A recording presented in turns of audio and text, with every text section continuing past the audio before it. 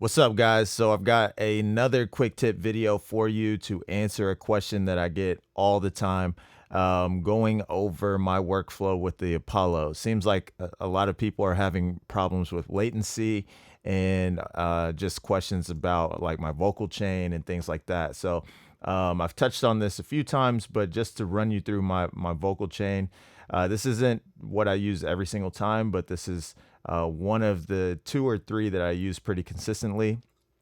So that's going to be the Neve Unison pre. I usually have the preamp set anywhere between 30 and 50, just depending on the vocalist and how loud they are. Obviously, the more that you drive the pre, the more of the characteristic that you're going to get onto your source. More of that Neve characteristic, and you're going to get some harmonic distortion, which may be pleasing, which may be what you want, or if you're wanting a more clean tone, the less that you drive it, the better off you're going to be. I usually use the high pass filter on the preamp as well, cutting everything below 80. I don't mess with any of the EQ settings within the Neve. Then right now you're hearing me through the TubeTech CL1B, so I always go fast release, slow attack, about anywhere from 2.5 to 3 to 1 ratio, and usually just trying to knock off 2 to 3 dB gain reduction while I'm tracking. With the attack slow and the fast release, it's going to be pretty transparent. It's going to be hard to mess up using those settings. And here recently, if you guys have been following the vlogs, you know that I've been tracking with a little bit of EQ. I didn't used to do that, but I've started boosting the high end with the Pultec.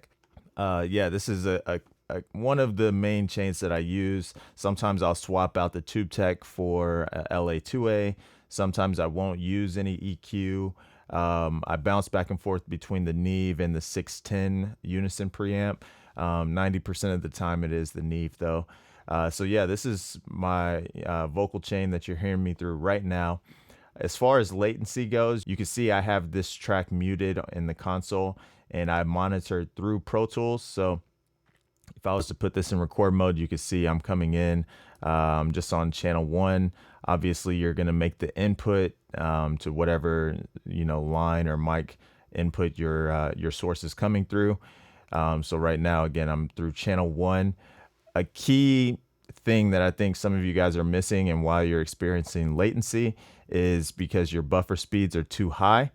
So whenever I'm tracking, whenever I'm recording, I have my buffer speed set to 128.